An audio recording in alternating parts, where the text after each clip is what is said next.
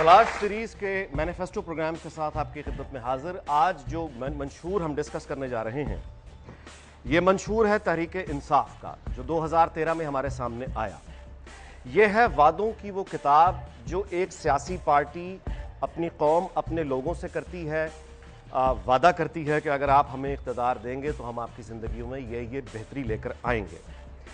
लाजिम है कि हम उस सियासी जमात से पूछें कि आपका कौन सा वो लाहे अमल है जिस पर चलेंगे, आपकी तैयारी क्या है, आपकी टीम कितनी अहल है, आपका विजन क्या है, आप किस बुनियाद पर ये दावे कर रहे हैं और वादे कर रहे हैं, ये हमारा हक है।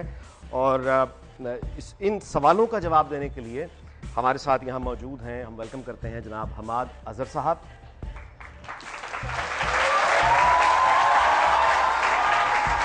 बैरिस्टर हैं, तहरीक इंसाफ के रहनुमा हैं, NA 121 से कौमी असम्बली के उम्मीदवार।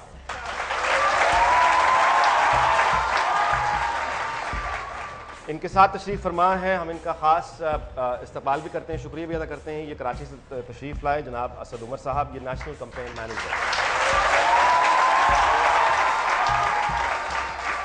और इनके साथ नेशनल असम्बली के हल्का 124 से तहरीक इंसाफ के उम्मीदवार जनाब वलीद इकबाल साहब।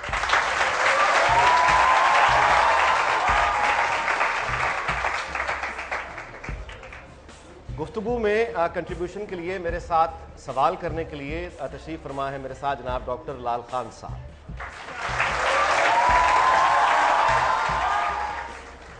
मंशूर पर जो बाइफरकेट आपका तवील मंशूर है, ज़ाहिर है सारा तो मुमकिन नहीं होगा, लेकिन गुफ्तगू की शुरुआत मैं यहाँ से करता हूँ कि वो पाकिस्तान जिसका तारुफ हम सबको है, आइए उसको ज़रा दोबारा से देखते हैं चंद हवालों से, ताकि ये पता चले कि इन चैलेंजेस को आप कैसे मीट करें। 2012 में ट्रांसपेरेंसी इंटरनेशनल की रिपोर्ट के मुताबिक टैक्स चोरी, करप्शन और बुरी हुक्मरानी की वजह से 94 अरब डॉलर करप्शन या बदनज़मी की नज़र हो गए।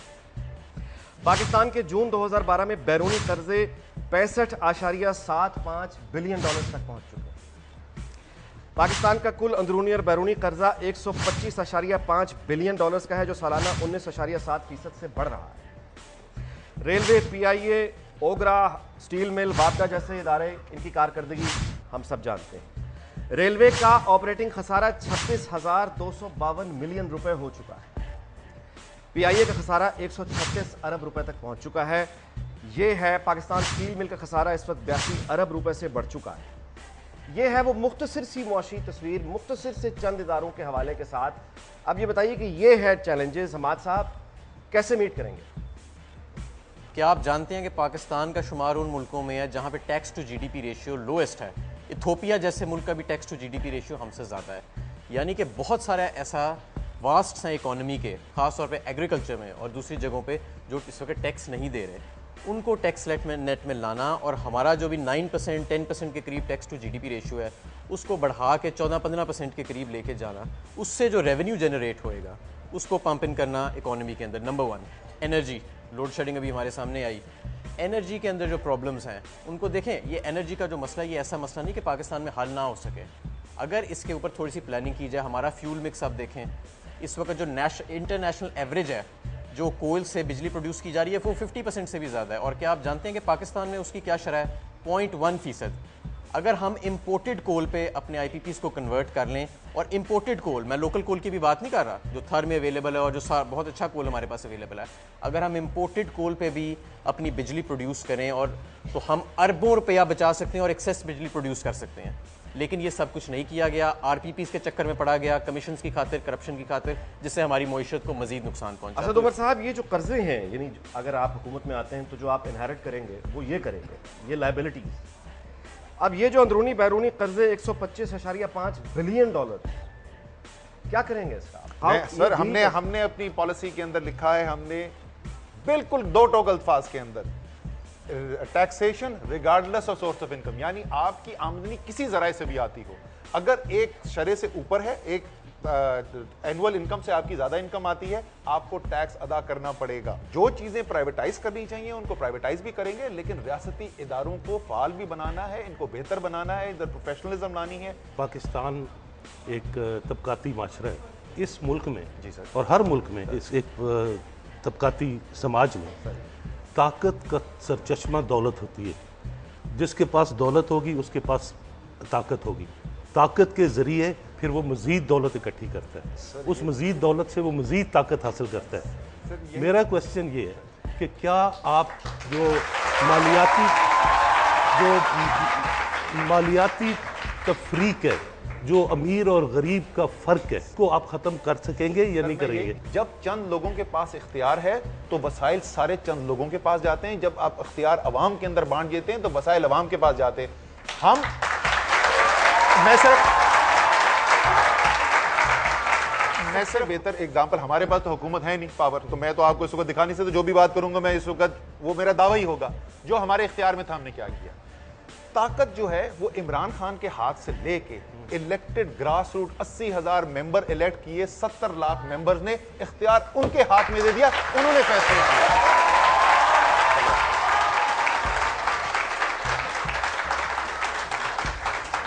कि आपकी पार्टी का नाम तहरीक इंसाफ है। पिछले 5 सालों में, जैसे असद उमर साहब ने कर्जों का जिक्र किया, पिछले 5 साल में जो इंसाफ की कीमतें हैं वो पेट्रोल, बिजली, ग़ज़ा और दूसरी ज़रूरियात से ज़्यादा बढ़ी हैं। क्या आपकी पार्टी यहाँ के 99% लोग जो इंसाफ के दरवाज़ा नहीं खटखटा सकते, उनको इंसाफ मुफ्त फराहम करेगी या नहीं करेगी? मैं इमरान खान के अल्फाज इस्तेमाल करूं तो पाकिस्तान के हुक्मरान और वो बालादस्त तबका जो है वो भेड़ बकरियों की तरह ट्रीट करता है। तो पाकिस्तान तहरीक इंसाफ की पहली तरजीह तो ये है कि कानून की हुक्मरानी, जिसको रूल ऑफ लॉ कहा जाता है, और आइन की बालादस्ती, सुप्रीमेसी ऑफ द कॉन्स्टिट्यूशन, पहले तो वो अपने आप पे लागू करेंगे। हमारे यहाँ तो इस बात का फुकदान रहा है कि जो लोग, जो बालादस्त तबका है, वो कानून की हुक्मरानी और आइन की बालादस्ती को अपने आप पर लागू नहीं करता। मैं आपसे गुजारिश करूं, देखिए आप भी ज़ाहिर है बरतानिया बैरिस्ट्री, आप भी बैरिस्ट्री, आप बरतानिया, आपका आना जाना, खान साहब आपके लीडर हैं बरतानिया की, बहुत मिसालें भी वो देते हैं। आप एक किसी ना किसी चीज़ को मॉडल बनाना पड़ता है। मेरी तालीम सिर्फ देसी है।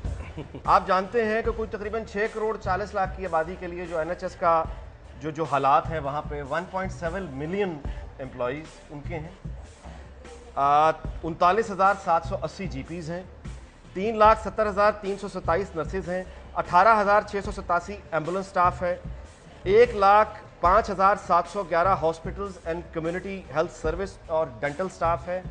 अच्छा, इसके अलावा ये वॉलमार्ट और यानी इंडियन रेलवे और चाइनीज़ आर्मी के बाद सबसे बड़ा इदारा है जो लोगों को इतनी बड़े पैमाने पर इंगेज करता है। ये सब इसलिए मुमकिन है हमारे साथ कि इनका जो 2012-13 का बजट था वो 108.9 बिलियन पाउंड।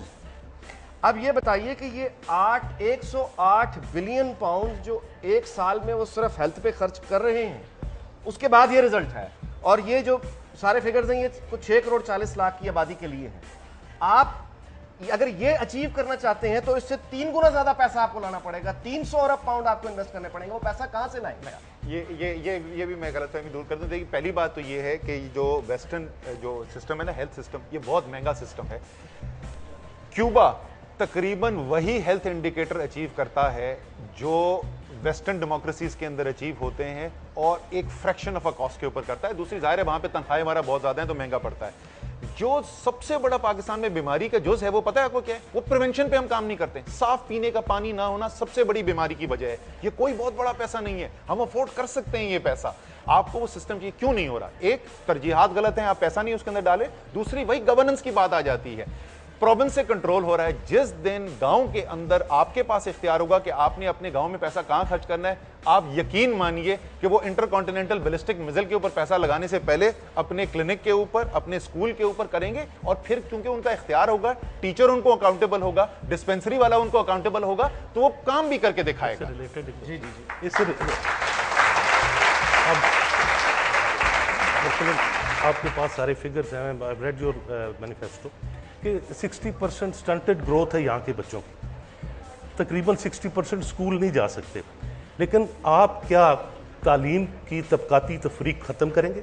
इलाज की तबकाती तफरीक ख़त्म करेंगे? जो प्राइवेट इंस्टीट्यूशंस हैं जहाँ एक ही मुल्क में एक तबके के बच्चे कुछ और पढ़ते हैं, दूसरे तबके के बच्चे कुछ और पढ़ते हैं। सबसे पहले तालीम के ऊपर जो आपने बात की जी, जो हमारा मंशूर कहता है यकसा निज़ाम तालीम। आप 4 निज़ाम तालीम से एक कौम नहीं बना सकते। अगर आप एक कौम चाहते हैं तो आपको एक निज़ाम तालीम चाहिए, और हम उसको कमिट कर रहे हैं।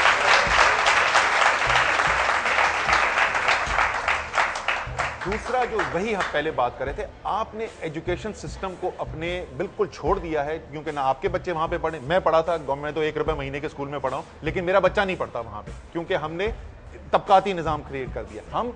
हमने नेशनलाइजेशन नहीं करनी, हमने दूसरों को खराब नहीं करना, हमने जो इनकी हालत खराब है उनको उठाकर ऊपर लेके जाना है। जैसे अभी वेनेजुएला में है या एक्वाडोर में है या बोलिविया में है कि वहाँ पर तालीम और इलाज मुफ्त है, इलाज पर खर्चा लेना एक जुर्म है। क्या आप तालीम और इलाज को मुफ्त करार देंगे तमाम माशरे के? ये तो हमारी दस्तूर के अंदर लिखा हुआ है कि प्राइमरी एजुकेशन तक रियासत की जिम्मेदारी है मुफ्त तालीम देना, लेकिन इसका मतलब ये जरूरी नहीं है कि वो तालीमी इदारा खुद हुकूमत चलाए, लेकिन बच्चे को तालीम दिलवाना जो है ये रियासत की जिम्मेदारी है। हमारा दस्तूर भी यही कहता है और इखलाकी तौर पे भी ये दुरुस्त बात है। लेकिन तालीम लोग इसलिए हासिल नहीं कर सकते क्योंकि बस अफोर्ड नहीं कर सकते। सर वही तो हम बोल रहे हैं, बच्चा नहीं देगा, माँ बाप नहीं देंगे, माँ बाप नहीं देगा, रियासत खर्चा बर्दाश्त करेगी, आप ये कह रहे हैं तालीम मुफ्त होगी, मदरसों को आपका खत्म दस्तूर करेंगे। कहता है।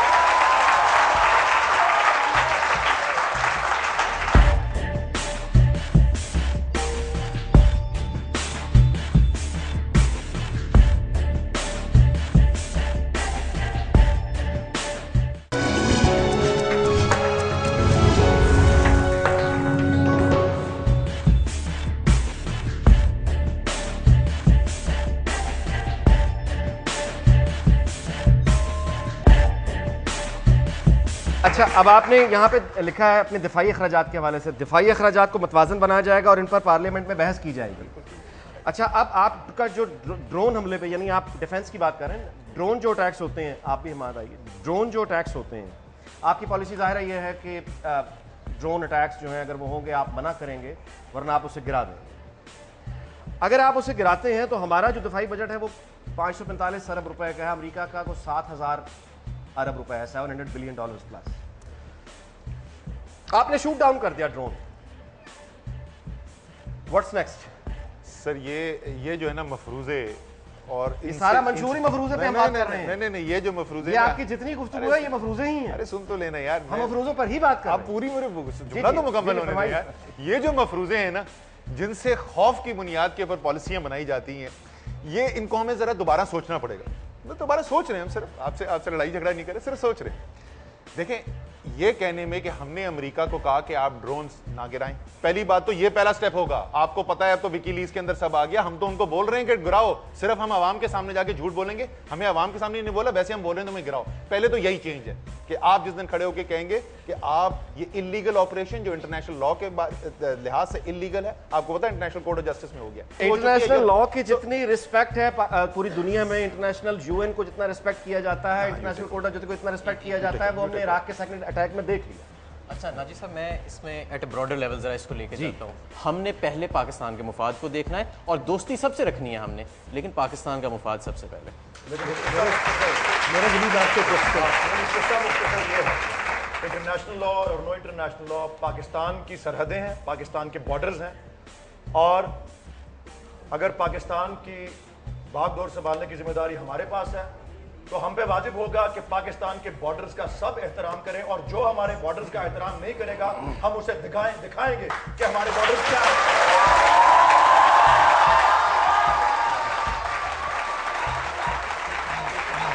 आपने बड़े इंप्रेसिव लहजे में, बड़ी गरजदार आवाज में ये कहा कि सरहदों का तकद्दुस जो है वो आप, और हम उसमें आपके साथ होंगे, ये तो लड़ाई की बात नहीं है। लेकिन उसामा बिन लादेन यहां से पकड़ा जाता है, जो फौज, जिस फौज का काम है, एयरफोर्स का काम है कि वो रुके, लड़ना तो उन्होंने ना जाके, फौज से तो फौज लड़ेगी। मैं आपसे कह रहा हूं कि जब उन्होंने आना होता है वो आते हैं, ऑपरेशन करके चले जाते हैं। आप अगर दौरे इक़्तिदार में होते हैं और ऐसा कोई वाक़या होता है तो आप क्या कैटेगोरिकली बताइए कि क्या आप उन्हें शूट डाउन अटैक करने का हुक्म देंगे? अनीक, मैं आपसे जो बात पहले होगी थी ना, मैं फिर वही बोल रहा हूँ कि ये मफरूजा कि इधर हमने अमेरिका को ना किया और उधर से वहां से क्रूज मिसाइल गिरने शुरू हो जाएंगे ना, हो चुका है सर, हमारे साथ हो चुका है। नहीं सर, हमने नहीं किया। ये आपको पता है कि हम पाकिस्तान के अवाम को कुछ और कहते हैं, हम अमेरिका को क्या कह रहे हैं, और बंद कमरे में हम आप कुछ और कह रहे हैं। उसामा बिन लादेन जो पकड़ा गया, हम वो भी मतलब पाकिस्तान के सिक्योरिटी के जिम्मेदार इदारों की इजाजत से पकड़ा गया। किसकी इजाजत से पकड़ा गया? लेकिन वो आ गए यहाँ से ऑपरेशन करके चले गए। 5 साल सलामती के कौमी सलामती के जिम्मेदार इदारों की इजाजत। आप ये समझते हैं कि आप ये कह रहे हैं कि आपको इन्फॉर्मेशन है या आपका ख्याल है? मेरे पास कोई इंफॉर्मेशन नहीं है, लेकिन वहां पे उसामा बिन लादेन इतने साल रहते रहे और हमें पता नहीं चला। ये देखें, बात बहुत सिंपल है, बात बहुत सिंपल है। वापस आए ना, सरहदों की पामाली हो रही है। सर आप सुन लेना, मैं आपको बता रहा हूं मैं किस तरीके से, मैं आपको कह रहा हूं कि आपका जो ये अजम्पशन है, मैं उस अजम्पशन को चैलेंज कर रहा हूं ना। सुन ले मैं क्यों चैलेंज कर रहा हूं। 2014 में अफगानिस्तान से अमेरिका निकलना चाहता है या नहीं निकलना चाहता? Stated objective. सर सुनते तो रहना ये सर, आप सवाल के जवाब, मैं आपसे सवाल पूछ रहा हूं, आप जवाब देना। 2014 में निकलना है अफगानिस्तान से कि नहीं निकलना? 6-8 महीने के बाद आप मई में आए। जी मुझे पता है, मैं कब इंशाल्लाह ताला 12 मई को आएंगे। लेकिन अमेरिका ने अगले साल करना है। विड्रॉल अभी तक शुरू हो चुका है, आपको पता है, मुझे पता है और सारी दुनिया को पता है। तालिबान की कोऑपरेशन के बगैर और पाकिस्तान की कोऑपरेशन के बगैर ये सक्सेसफुली यहां से निकल सकते ही नहीं। उस तालिबान को जिसको बोलते थे the only good Taliban is a dead Taliban, जो इमरान खान को क्रिटिसाइज करते रहे 8 साल पे, वो अमेरिका आज बैठ के तालिबान के साथ मुज़ाकरात कर रहा है। ये ग्राउंड रियलिटीज होती हैं। पाकिस्तान की नेगोशिएटिंग लेवरेज है। ऐसा नहीं है कि पाकिस्तान के पास कोई ताकत नहीं है।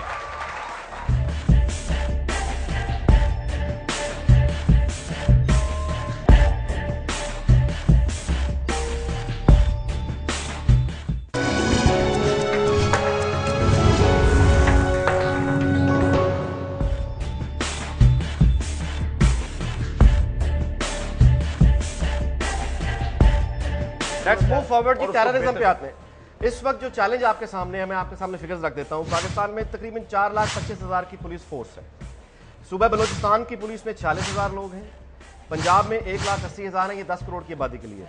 सिंध में 1,06,000 है। पख्तूनख्वा में 78,000 है। अच्छा, अब हमारे पास जो इलीगल वेपन है इसका कोई एक्यूरेट रिकॉर्ड जाहिर नहीं हो सकता, लेकिन यूएन की एक रिपोर्ट के मुताबिक 2,70,00,000 यहाँ पे गैर कानूनी असला है। मैं टेररिज्म की बात अभी नहीं कर रहा, ये लोगों के पास 2 करोड़, जिनमें से कम 1 करोड़ क्लैशनकोव सिर्फ पंजाब में है। सो ये पुलिस फोर्स है, ये फिगर्स हैं, ये दूसरी तरफ के फिगर्स हैं। अब जरा मुझे बता दीजिए कि एक लॉ एंड ऑर्डर यानी गैर कानूनी असला और दूसरा टेररिज्म, फोर्सेज आपके पास यही है, क्या करेंगे आप? सबसे पहले हमें अपनी खारजा पॉलिसी दुरुस्त सिमत में लेके जानी पड़ेगी और आवाम की उमंगों के मुताबिक, पाकिस्तानियों की ख्वाहिशात के मुताबिक हमें अपनी फॉरेन पॉलिसी डिज़ाइन करनी पड़ेगी और उसी से क्या करनी पड़ेगी? मंशूर में लिखा है, आपने कहा है कि अस्करियत पसंदों को हथियार डालने पर कायल करके मुज़ाकरात की मेज पर लाया जाएगा। ठीक है जी। ताहम मुज़ाकरात और लड़ाई एक साथ नहीं चल सकते, इसलिए मुज़ाकराती अमल के दौरान अस्करियत पसंदों को अपने हथियार डालने होंगे। रहमान मलिक 5 साल से यही बात कर रहा है। 5 साल से रहमान मलिक साहब ये बात नहीं कर रहे। 5 साल से रहमान मलिक साहब रियासत की क्रेडिबिलिटी को ख़राब कर रहे हैं। हाफ हार्टेड जब अटैम्प्ट्स होती हैं तालिबान के साथ मुज़ाकरात करने की, तो उससे हमारी क्रेडिबिलिटी को भी नुकसान पहुंचता है और पूरे पीस प्रोसेस को भी, और रियासत के ऊपर भी ये नुकसान पहुंचता है। पूरी दुनिया में जहां पे पीस प्रोसेस हुआ है, चाहे नॉर्दर्न आइलैंड की आप मिसाल देख लें या किसी भी दूसरे इलाके की मिसाल देख लें, वहाँ पर मुज़ाकरात के साथ इन तमाम सियासी मसाइल का हल किया गया। पाकिस्तान में बदकिस्मती से हमेशा सियासी मसाइल का एक मिलिट्री हल तलाश किया गया, जिससे मज़ीद एक्सेसरबेट हुई हैं हमारी प्रॉब्लम्स को। हमारे जो पुलिस है, हमारी पुलिस का जो इंफ्रास्ट्रक्चर है वो कम्प्लीटली कोलैप्स कर गया है। हमारी पुलिस लोगों को तहफ़्फ़ुज़ नहीं दे रही, लोगों पे आप खुद दहशत फैलाने का एक मरकज़ बन गई है। ये जो दोनों बड़ी मेन जमातें मैं आपको ज़रा बताना चाहता हूँ, इनकी सियासत ही थाने पे चलती है। लोकल सियासत कंस्टिट्यूंसीज में थाने की बुनियाद पर चलती है। अपना SHO लगवाया जाता है, अपने लोगों को नवाजा जाता है, नाइंसाफ़ियाँ की जाती हैं। पाकिस्तान तरीके इंसाफ वो वाहिद जमात है जो इस वक्त थाने कचहरी की सियासत नहीं कर रही, वो नजरिए की और यूथ की सियासत कर रही है।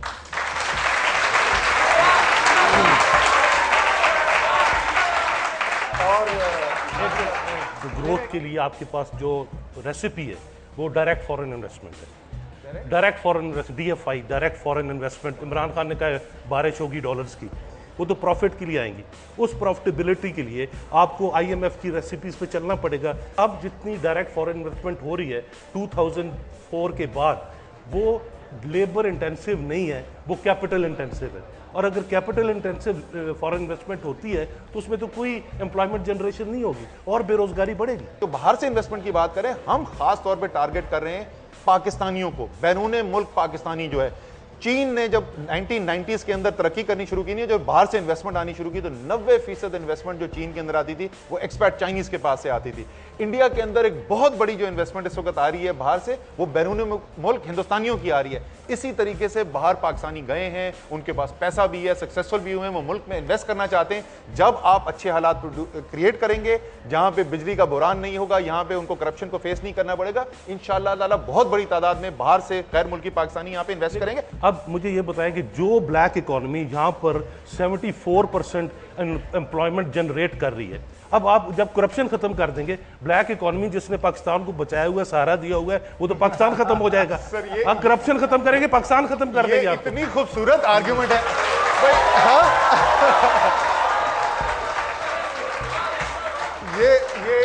ये इतनी खूबसूरत आर्ग्यूमेंट है। मैं देखता हूं, मैं तो लोगों की हिम्मत को दाद देता हूं कि पाकिस्तान में जो हमारा करप्ट तबका है वो कितना ढीठ और बेशरम हो गया है कि वो आके कहते हैं कि अगर मेरी करप्शन रोकी तो मुल्क खराब हो जाएगा। व्हाइट इसको कन्वर्ट कैसे करेंगे, ब्लैक को व्हाइट में कन्वर्ट कैसे? देखिए मैंने वही कहा ना, आपने दो काम करने हैं। लोग इस वक्त दो वजह से जो काम हो रहा है ना वो क्यों नहीं हो रहा। एक ये कि जो अच्छा काम करना चाहता है उसके लिए मुश्किलें खड़ी की जा रही हैं। अब वो मुल्क जहां पे एफपीआर 2 साल तक ये कहता रहे कि 7 लाख से ज्यादा लोगों का डेटाबेस मेरे पास मौजूद है, जो मुझे पता है कि उनके जो आमदनी के जराए वो दिखा रहे हैं, जो उनका रहन सहन है वो उनके टैक्स से मुताबिकत नहीं रखता, और हुकूमत इलाज क्या निकाले, हुकूमत कहे कि इन चोरों को आप आधा फीसद पे तमाम माफी दे दें, आधा फीसद टैक्स करें, क्योंकि हम इतनी रियासत कमजोर है कि हालांकि हमारे पास नाम भी पता है, एड्रेस भी पता है, हम इसको पकड़ नहीं सकते। सर ब्लैक मार्केट नहीं बढ़ेगा तो और क्या होगा। पूरी कानून की जो ताकत है ना आप उनके ऊपर इस्तेमाल करें, उनको एग्जाम्पल बनाए, आप देखें बाकी 7 लाख कैसे सीधे हो। लेकिन टोटल जो जीडीपी है,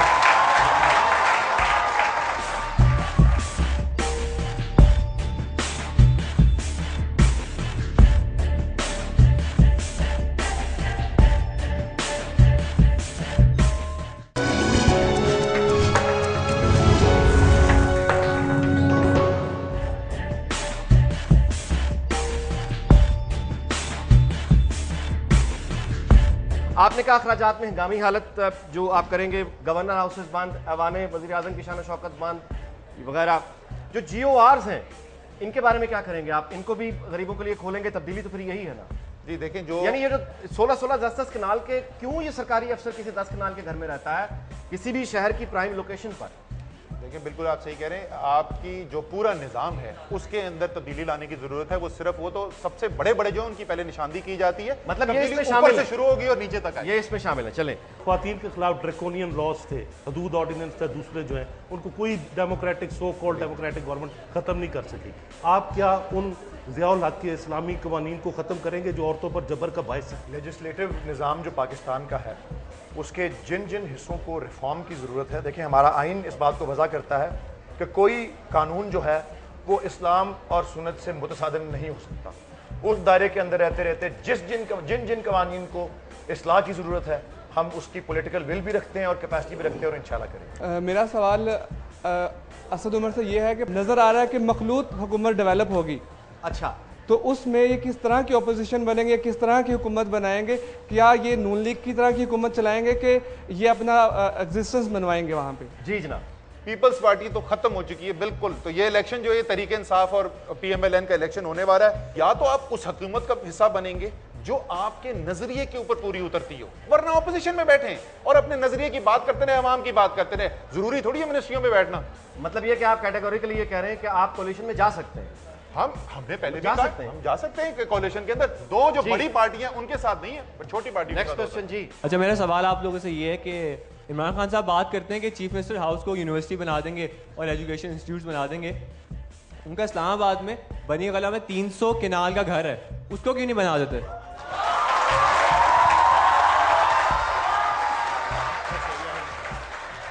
इमरान खान साहब का घर 3 कनाल का हो या 300 कनाल का हो, उन्होंने अपने जायज़ आमदन से ख़रीदा हुआ है। उन्होंने लंदन, क्योंकि उनको शौक है इस तरह के माहौल में रहने का जहाँ पे हवा आबो हवा इस तरह से हो। और मैं आपको ये बताऊं कि हमारा दीन ज़ाती इमलाक के पूरा हक देता है हर इंसान को, हर मुसलमान को। ये जिन चीफ मिनिस्टर हाउसेस और गवर्नर हाउसेस की बात कर रहे हैं, ये सरकारी इमलाक हैं और आपके पैसे से बनाए हुए इदारे हैं। मतलब आपके सवाल का जवाब ये है कि नो।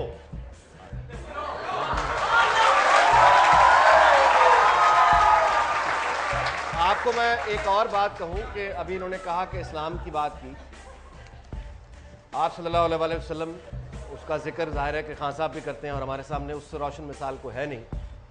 हुक्मरान भी रहे सारी ज़िंदगी, वो जितने साइज़ के कमरे में रहते थे वो अपने लिबास पे पाबंद भी खुद लगाते थे, वो अपने जूते को मुरम्मत भी खुद करते थे। वो मिसाल हम सबको अपने सामने रखनी चाहिए।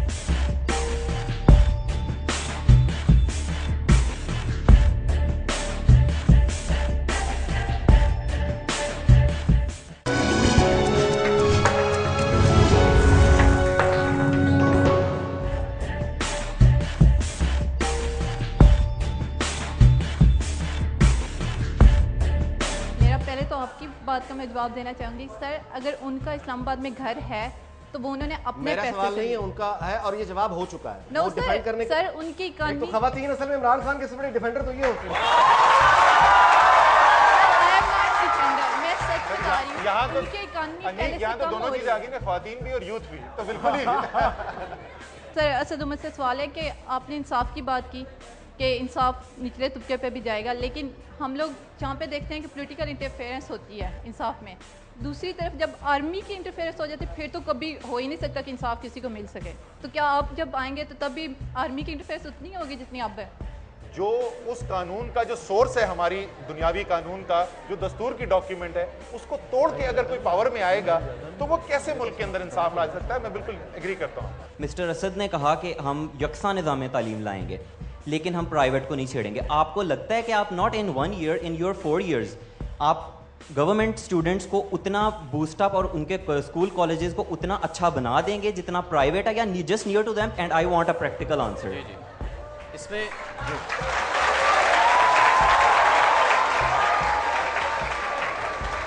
इसी मईशत में से कि हम 5 गुना अपने एजुकेशन पर ज़्यादा स्पेंड करेंगे और हम एक सिमत दुरुस्त करेंगे यकसा निज़ाम तालीम ला के, ताकि ये तबकाती निज़ाम तालीम है इसको भी ख़त्म किया जाए।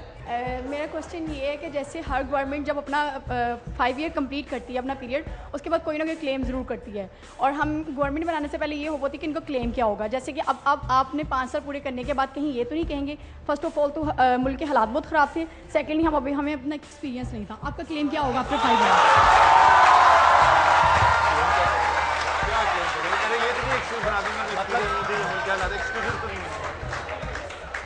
ये मेरे ख्याल में मेरी आपसे और अपने नाजरीन से, पाकिस्तान के वोटर से दरख्वास्त ये है कि पाकिस्तान तहरीक इंसाफ को वोट दे के खिदमत का मौका तो दें, और उस पर 5 साल बाद देखेंगे हम कहाँ खड़े हैं, फिर पता लगेगा।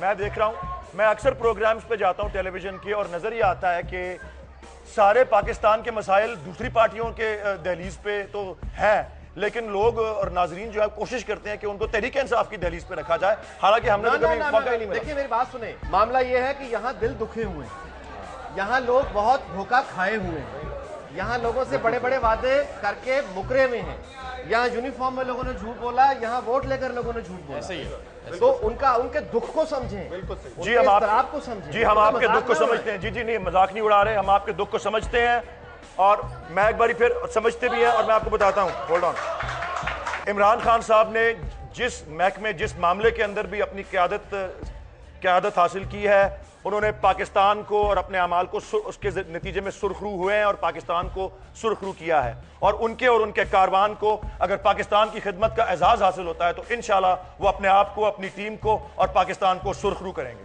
जी मेरा आपसे 2 क्वेश्चंस हैं। पहला क्वेश्चन तो आपसे ये है कि मेरा कि आपने कहा कि PMLN और पाकिस्तान तहरीक इंसाफ के दरमियान कंपटीशन होगा, लेकिन आपकी पार्टी उतनी स्ट्रांग नहीं है जितनी पाकिस्तान मुस्लिम लीग नून की है। तो आपके उतनी स्ट्रांग नहीं है, तो आपकी हुकूमत के 3 पॉजिटिव पॉइंट जिस वजह से आपका वोट दिया जाए और 3 नेगेटिव पॉइंट जिनकी वजह से आप उनका मुकाबला नहीं कर सकते। पहला क्वेश्चन मेरा ये है। दूसरा क्वेश्चन आपका मेरे साथ ये है कि दूसरे आपके पहले क्वेश्चन में कोई 3 क्वेश्चन पहले इसका जवाब ले लो। अच्छा जी, देखिए 3 चीजें बुनियादी आपको हम बोलते हैं कि क्यों आपको वोट नहीं देना चाहिए किसी भी पार्टी को जो पावर में आई है। सबसे पहला सवाल मेरा आपसे ये है कि ये जो इस वक्त पॉलिटिकल पार्टीज इस वक्त पावर में है, इक़्तिदार में है, 1985 से लेके आज तक का वक्त अगर आप उठा लें, तकरीबन 3 दहाइयों को, उसमें से सिर्फ बीच में मुशर्रफ साहब के आप निकाल दें तो 3 साल जो उन्होंने बिला शिरकत गैर की, तो यही सियासतदान चलाते रहे ना। क्या पाकिस्तान आज वहां पे खड़ा है जहां आपके ख्याल में इसको खड़ा होना चाहिए? आपको अपना फ्यूचर वैसा नजर आता है जैसे आपके ख्याल में आपको होना चाहिए? अगर आपका जवाब हाँ है इसमें, तो प्लीज इनको जरूर वोट दे दें। अगर इसका जवाब ना है तो फिर जाहिर है इनको नहीं वोट दे सकते, फिर उस पर आना पड़ेगा आपको कि तहरीक इंसाफ को क्यों दिया जाए। मेरा आपसे क्वेश्चन ये है कि नवाज शरीफ, मियां नवाज शरीफ और शहबाज शरीफ अभी तक काफ़ी अरसे से हुकूमत कर रहे हैं, आप अगर फर्स्ट टाइम हुकूमत करनी है, इस बात की क्या श्योरिटी है कि आप लोग इस बार आ जाएं और हुकूमत सही तरीके से चले? अमीर से अमीर तर ही होता जा रहा है और गरीब से गरीब तर होता जा रहा है। आने वाली किसी भी हुकूमत ने, अगर आपने इस बात, एक मिनट, आपने ये बात की कि इमरान खान ने अपने जाती पैसे में से वो 3 किनाल का, जितने भी किनाल का घर बनाया, उन्हीं पैसों में से वो किसी गरीब की मदद नहीं कर सकता था। इतने थर्मल पावर प्लांट्स हैं जिनके पैसे अभी तक नहीं दिए गए। मुल्क बिजली के मसले से दो चार है, आप लोगों ने उसका नहीं सोचा।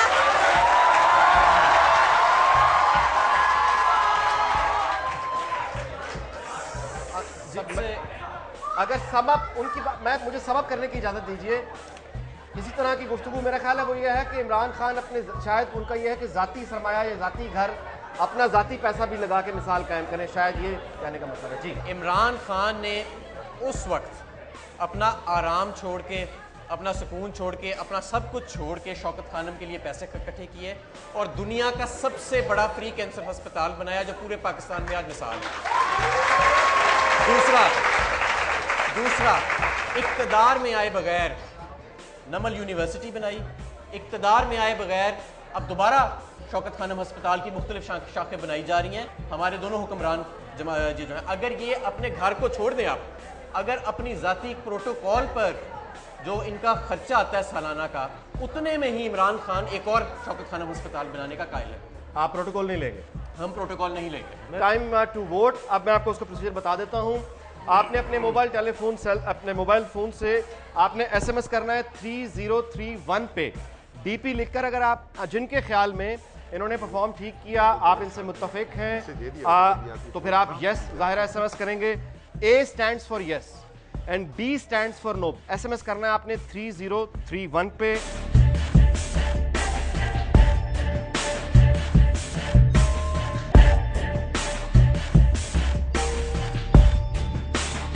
रिजल्ट्स आ गए हैं जी।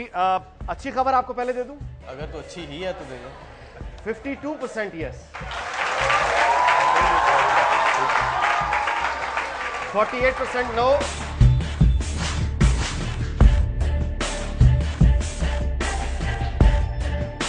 तो कंक्लूड करते हैं। आपका बहुत बहुत शुक्रिया, आप तशरीफ लाए। मैं गुजारिश आपसे करूं, असद उमर साहब, मंशूर की बातें हमने की, शो हमारा हुआ, अब खुश ख्वाहिशात और ख्वाबों की बात भी करें। इनकलाब और तब्दीली ये होती है, मुझे कोई हक नहीं है मैं किसी की ज़ाती ज़िंदगी के उस पर वो करूँ, लेकिन जब मैं सियासत में आके ये कहता हूँ, हमें ये तो समझना चाहिए ना कि अगर मैं गरीब का नुमाइंदा हूँ, लोअर मिडिल क्लास का हूँ, मिडिल क्लास का हूँ, तो ये वो लोग हैं जो 12,000, 15,000, 20,000 महीने में ज़िंदगी गुजारने पर मजबूर हैं या इससे भी कम। अच्छा, अब असद उमर साहब जो हैं वो एक तहरीक इंसाफ का ब्रेन समझा जाते हैं, आप कैरी करते हैं बहुत बड़ा मैसेज, लेकिन आपकी ज़ाती पसंद या नापसंद ये है कि जहाज़ जो चंद हज़ार लोग जिस पर सफ़र करते हैं उसमें भी आप इकोनॉमी क्लास में बैठना पसंद नहीं करते, आप बिजनेस क्लास में आते हैं। वो होटल जहां पे एक रक्शे वाला चाय पीना नहीं जा सकता, वहां भी आप आम कमरा पसंद नहीं करते, आपको एग्जेक्टिव फ्लोर पे कमरा चाहिए होता। सो मेरे दिल में ये सवाल जरूर आता है कि बिजनेस क्लास में फिरने वाला, एग्जेक्टिव फ्लोर में बैठने वाला जब झोपड़ी झुग्गियों की बात करता है, रक्शा ड्राइवर की बात करता है, तो मुझे थोड़ा सा लगता है कि आप उस अजियत से जब तक गुजरेंगे नहीं, आप कैसे उसके दर्द को महसूस करेंगे। बिल्कुल, बहुत अच्छा सवाल है। पहली बात तो मैं आपको ये बता दूं कि आप मेरा रिकॉर्ड उठा के देख लें, पिछले 3 माह, 6 माह, 8 माह का मेरे ट्रैवल का। मेरे पास तो पिछले 24 घंटे का रिकॉर्ड है। 90% ट्रैवल मेरा इकोनॉमी क्लास में होता है, ठीक है ना। हमें इजाजत नहीं दी, उन्होंने कंडीशन लगा दी कि वो तशरीफ नहीं लाएंगे अगर आप बिजनेस क्लास में टिकट नहीं देंगे, वो नहीं आएंगे। ये सवाल जावेद बदर से पूछे ना। जावेद, मैं आपको बोल रहा हूँ कि अगर if you want but then फिर मुझे आपको लाइव प्रोग्राम पे लाना पड़ेगा, मैं आपके सामने अपना पूरा ट्रैवल रिकॉर्ड रख दूंगा। बट एक छोटी बात है, मेरे ख्याल में ये बड़ी बात है। इत्तेफाक करते हैं कि नहीं, सुन आपकी जाती में मुझे इतराज करने का हक नहीं है, मेरी ख्वाहिश है सर मेरी कि आप बस में बैठे, ट्रेन में बैठे, रिक्शे में मेरी बैठे, बात इकोनॉमी क्लास में बैठे, अब मैं सीरियस जवाब दे देता ना, ठीक है ना। ये तो एक छोटी सी मेरी जाती, बिकॉज वो मैंने बताया मैं 1 रुपए महीने के स्कूल में पढ़ा। मैंने D5 का जो रूट है ना मिनी बस का कराची में, उसके ऊपर सारी अपनी जवानी गुजारी है। बड़े रिक्शों के अंदर मैंने धक्के खाए। वो आपकी मजबूरी थी सर। अब आपकी जिम्मेदारी, उस वक्त आपके हालात होंगे जो भी सर सुन लेना सर, सुन आप मेरे जवाब तो, आपने सवाल इतना अच्छा पूछा था, जवाब तो सुन लेना। मैंने वहां भी देखा है, मैंने मर्सिडीज बेंज गाड़ी भी चलाई है। मैं नहीं चाहता कि सारे पाकिस्तान को मैं मर्सिडीज से निकाल के रिक्शे में बिठा दूं। मैं ये चाहता हूं पाकिस्तान के हर बच्चे को वो मौका मिले जो असद उमर को मिला, एक तालीम मिले इस मेयार की जिसके बुनियाद पे वो मुकाबला कर सके। जो ज्यादा आगे निकल जाए वो ज्यादा बेहतर गाड़ी में बैठे। हमें साथ में तैयार करनी चाहिए। आप ऐसा करें, आप अगला ये इंटरव्यू ना मेरे घर आ जाए, मेरे घर पे इंटरव्यू करें और उसके बाद आप मुझे बता दीजिएगा कि मेरा घर देख के, मेरा रहन सहन देख के फिर आप मुझे बता दीजिएगा जो मेरी इनकम लेवल है और जो मेरा रहन सहन का लाइफस्टाइल है वो मिलता ही है नहीं। थैंक यू वेरी मच, आपका बहुत बहुत शुक्रिया।